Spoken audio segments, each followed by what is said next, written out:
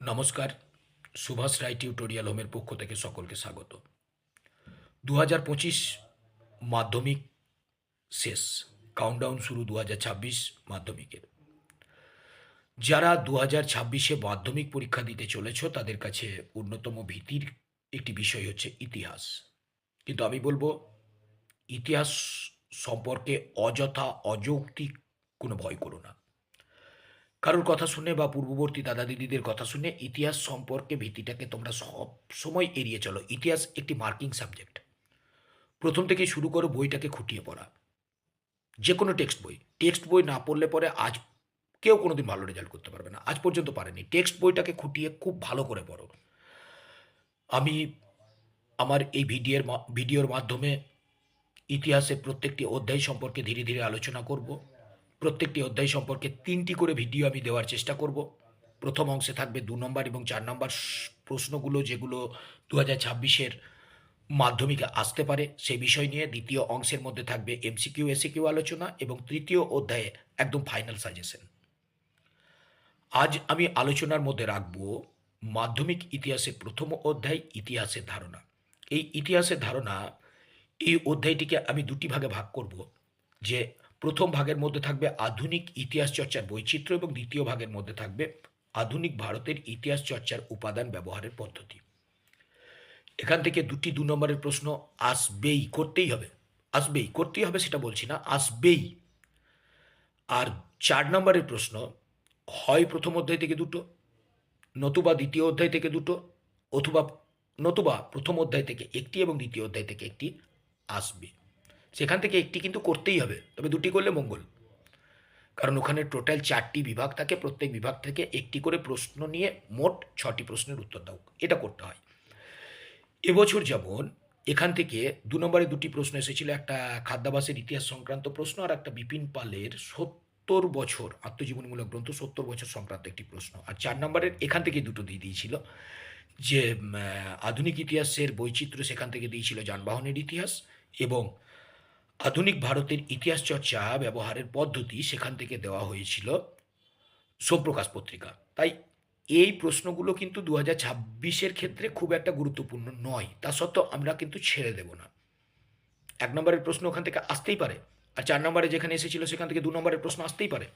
তাই যে প্রশ্নগুলো এখান থেকে আসতে পারে সেই প্রশ্নগুলো সম্পর্কে আমি এখন আলোচনা করছি। 2026 মাধ্যমিকে যারা পরীক্ষা দেবে তাদের জন্য আমার এই আলোচনাটা খুব গুরুত্বপূর্ণ হয়ে দাঁড়াচ্ছে। দেখো, প্রথম অংশটিকে আমরা বলেছি যে আধুনিক ইতিহাস চর্চার বৈচিত্র্য। এখান থেকে প্রচুর প্রশ্ন রয়েছে, প্রচুর প্রশ্ন। এমসিকিউ এবং এসিকিউ পরবর্তী ভিডিওতে আলোচনা করব। আজকে আমি বলছি 2 নম্বর এবং 4 নম্বরের প্রশ্ন। এই আধুনিক ইতিহাস চর্চার বৈচিত্র্যতে প্রথম প্রশ্ন আমরা বলতে পারি, তোমরা করে রেখো নতুন সামাজিক ইতিহাস টিকা হিসেবে 4 নম্বরের প্রশ্ন। কারণ 4 নম্বরের প্রশ্ন করলে ওখান থেকে একাধিক 2 নম্বরের প্রশ্ন পেয়ে যাবে। যেমন নতুন সামাজিক ইতিহাস বলতে কি বোঝায়, দ্বিতীয় 2 নম্বরের প্রশ্ন নতুন সামাজিক ইতিহাসের বৈশিষ্ট্যগুলি কি কি।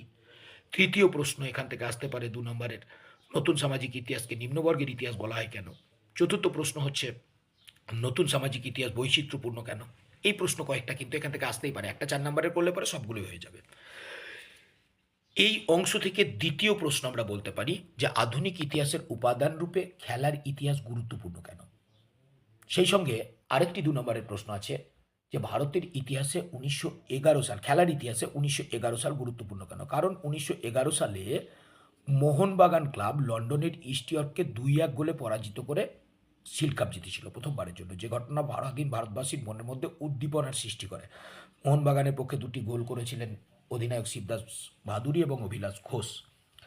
তারপরের প্রশ্ন খাদ্যাভাসের ইতিহাস। যদিও খাদ্যাভাসের ইতিহাস এবছর চলে এসেছে, আসার সম্ভাবনা কম, তা সত্ত্বেও আমরা ছেড়ে দেবো না, দেখে রাখবো, সময় অনেক আছে।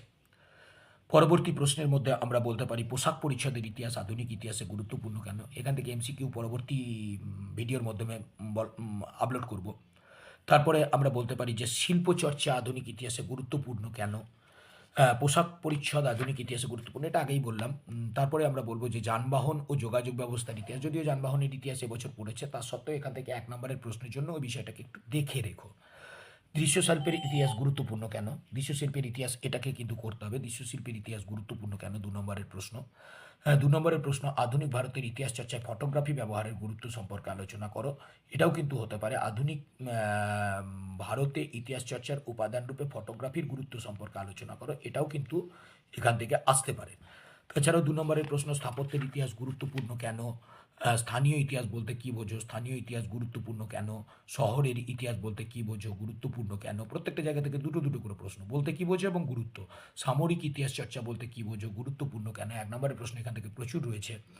হ্যাঁ, পরিবেশের ইতিহাসটা কিন্তু 4 নম্বরের প্রশ্নের জন্য গুরুত্বপূর্ণ। তার কারণ হচ্ছে যে বর্তমান দিনে যেরকমভাবে পরিবেশের অবনমন ঘটছে, তাতে আমাদের পরিবেশকে বাঁচানো কিন্তু একান্ত জরুরি, একান্ত জরুরি। তাই পরিবেশের ইতিহাস কিন্তু গুরুত্বপূর্ণ। মানুষকে সচেতন করার জন্য, আমাদের সচেতন করার জন্য পরিবেশের ইতিহাস কিন্তু মাধ্যমিকে দিতেই পারে। 2 নম্বরের প্রশ্নের পরবর্তী প্রশ্ন আমরা বলতে পারি, বিজ্ঞান এবং প্রযুক্তির ইতিহাস গুরুত্বপূর্ণ কেন? এবং এক্ষেত্রে কিন্তু চিকিৎসা বিজ্ঞান সংক্রান্ত প্রশ্ন কিন্তু আসতেই পারে। নারী ইতিহাস 2017 সালের মাধ্যমিকে এসেছিল 4 নম্বরের প্রশ্নের জন্য, তাই নারী ইতিহাস এবছরও কিন্তু দিতে পারে। যত 4 নম্বরের প্রশ্নের জন্য করে রাখতে হবে, সেটা 4 নম্বরে করলে পরে 2 নম্বরের অতি সহজেই তোমরা পারবে। আর এখান থেকে একটি প্রশ্ন রয়েছে এই অংশটুকু থেকে, প্রথম অধ্যায়ের, যে ইতিহাসের তথ্য সংগ্রহের ক্ষেত্রে ইন্টারনেট ব্যবহারের 2টি সুবিধা এবং 2টি অসুবিধা সম্পর্কে আলোচনা করো। প্রথম অংশটুকুর মধ্যে এই প্রশ্নগুলো, আমি সমস্ত প্রশ্নগুলোই বললাম। দ্বিতীয় অংশের মধ্যে দ্বিতীয় অংশ যেটা, যে আধুনিক ভারতের ইতিহাসের উপাদান ব্যবহারের পদ্ধতি, এখান থেকে প্রথমেই 4 নম্বরের একটি প্রশ্ন, ইতিহাসের উপাদান রূপে সরকারি নথিপত্রের গুরুত্ব আলোচনা করো। এটা 4 নম্বরের প্রশ্নের ক্ষেত্রে করে রেখো। আর এই ইতিহাসের উপাদান রূপে সরকারি নথিপত্রের সীমাবদ্ধতা 2 নম্বর প্রশ্নের জন্য করে রেখো। এটা দিতে পারে কিন্তু 2 নম্বরের প্রশ্নের জন্য গুরুত্ব। দ্বিতীয় প্রশ্ন এখান থেকে, পরবর্তী প্রশ্ন এখান থেকে, যে আধুনিক ইতিহাসের উপাদান রূপে আত্মজীবনী এবং স্মৃতিকথার গুরুত্ব কতখানি? বিপিন পালের 70 বছর যেহেতু এবছর এসেছে, তাই ওখান থেকে আসার সম্ভাবনা কিন্তু কম। 1 নম্বর প্রশ্নের জন্যই শুধু দেখে রেখো। জীবন স্মৃতি 4 নম্বরে করে রাখতে হবে, রবীন্দ্রনাথ ঠাকুরের জীবন স্মৃতি, আধুনিক ইতিহাসের উপাদান রূপে জীবন স্মৃতির গুরুত্ব আলোচনা করো। তা সত্ত্বেও ওখানে 2 নম্বরে রয়েছে, 4 নম্বরের প্রশ্ন করলে 2 নম্বরে দুটো পেয়ে যাবে, যে জীবন স্মৃতির গুরুত্ব 2 নম্বরে দিতেই পারে। আর জীবন স্মৃতি থেকে ঠাকুরবাড়ির অন্দরমহলের কোন কোন দৃশ্যের কথা জানা যায়, এটা পড়তে পারে। সরলা দেবী চৌধুরানীর জীবনের ঝরাপাতা, এটাও কিন্তু 4 নম্বরের জন্য গুরুত্বপূর্ণ। কিন্তু এখান থেকেও বেশ 2 নম্বরের প্রশ্ন হতে পারে, যেমন ভারতের জাতীয়তাবাদী আন্দোলনের এক আকর গ্রন্থ সরলা দেবী চৌধুরানীর জীবনের ঝরাপাতা আলোচনা করো। আরেকটি 2 নম্বরের প্রশ্ন, যে সরলা দেবী চৌধুরানী যেহেতু ঠাকুরবাড়ির অন্দরমহলের ঠাকুরবাড়ির কন্যা, তাই ঠাকুরবাড়ির অন্দরমহলের দৃশ্য তার রচনার মধ্যেও কিন্তু ফুটে উঠেছে, সেটাও কিন্তু করতে রাখতে হবে, যে ঠাকুরবাড়ির অন্দরমহলের কোন কোন কথা জীবনে ঝরাপাতা থেকে ফুটে উঠেছে। পরবর্তী প্রশ্ন হচ্ছে চিঠি থেকে, যে জওহরলাল নেহেরু কন্যা ইন্দিরাকে যে চিঠিগুলি লিখেছিলেন, সেই চিঠিগুলির বিষয় কি এবং চিঠিগুলির গুরুত্ব, দুটো 2 নম্বরের প্রশ্ন এখান থেকে, 4 নম্বরে করার কোনো প্রয়োজন নেই। পরবর্তী প্রশ্ন, সাময়িক পত্রপত্রিকা এবং সংবাদপত্র থেকে, যে প্রথম প্রশ্ন হচ্ছে সাময়িক পত্র এবং সংবাদপত্রের মধ্যে 2টি পার্থক্য, 3টি দেখে রেখো, পরীক্ষাতে 2টি দেবে, 2টি লিখবে, 3টি লেখার কোনো প্রয়োজন নেই। সাময়িক পত্র সংবাদপত্রের পার্থক্যটা আসতেই পারে। কোন সময়কালকে কেন বঙ্গদর্শনের যুগ বলা হয়, এটা কিন্তু খুব গুরুত্বপূর্ণ প্রশ্ন। এক বছর যেমন পড়েছিল যে বঙ্গদর্শন পত্রিকা বঙ্কিমচন্দ্র চট্টোপাধ্যায় বছর সম্পাদনা করেছিলেন, কত বছর সম্পাদনা করেছিলেন বঙ্কিমচন্দ্র চট্টোপাধ্যায়, সেরকম প্রশ্ন আসতে পারে বঙ্গদর্শন পত্রিকা মোট কতজন সম্পাদনা করেছেন, সেটা উত্তর হবে 4 জন। কে? বঙ্কিমচন্দ্র চট্টোপাধ্যায়, তারপর সঞ্জীবচন্দ্র চট্টোপাধ্যায়, তারপর শ্রীশচন্দ্র মজুমদার, শেষে রবীন্দ্রনাথ ঠাকুর, নবপর্যায়ে বঙ্গদর্শন নাম দিয়ে। বঙ্গদর্শন পত্রিকার গুরুত্ব, এটাকেও করে রাখতে হবে। আর এখান থেকে সর্বশেষ প্রশ্ন, এটা আসার সম্ভাবনা কম, সোমপ্রকাশ যেহেতু এবছর 2025-এর মাধ্যমিকে দিয়েছিল, তাই সোমপ্রকাশ থেকে আসার সম্ভাবনা কম, কিন্তু সোমপ্রকাশ থেকে একটি প্রশ্ন তোমাদের করে রাখতে হবে। সেই প্রশ্নটি হচ্ছে যে 1878 সালে সোমপ্রকাশ সাময়িকভাবে বন্ধ হয়ে যায় কেন? এই কয়েকটা প্রশ্ন আমি এই অধ্যায় থেকে সমস্ত প্রশ্নগুলোই কিন্তু বলে দিলাম, সমস্ত প্রশ্নগুলোই কিন্তু তোমরা করে রেখো। ভালো রেজাল্ট করতে গেলে সাজেস্টিভ করা চলবে না, সমস্ত প্রশ্নগুলোই করতে হবে। তবে আমি যারা মধ্যমেধার যে সমস্ত ছাত্রছাত্রী, তাদের জন্য একটা সাজেস্টিভ আর কয়েক মাস পরেই দেওয়ার চেষ্টা করব, যেখানে অনেক প্রশ্ন কমে যাবে। এখন থেকে চেষ্টা করো না, এখন তো সময় আছে, ভালো রেজাল্ট করতেই হবে। ইতিহাসে এখন 95-97 পাওয়া কিচ্ছু কঠিন নয়, অনেকেই পাচ্ছে, তাই তোমরা প্রত্যেকেই পেতে পারো প্রথম থেকে। তা সত্ত্বেও আরেকটি কথা বলে রাখি, এই ইতিহাস বিষয় নিয়ে যদি কারোর কোনো রকম কোনো সমস্যা হয়, আমাকে নির্দ্বিধায় জানাতে পারো। আমি আমার সাধ্যমতো চেষ্টা করব তাদেরকে সহযোগিতা করার। আমি সর্বতোভাবে চেষ্টা করব আমার জ্ঞান যতটুকু রয়েছে সেই জ্ঞান দিয়ে তাদেরকে সর্বতোভাবে সহযোগিতা করার।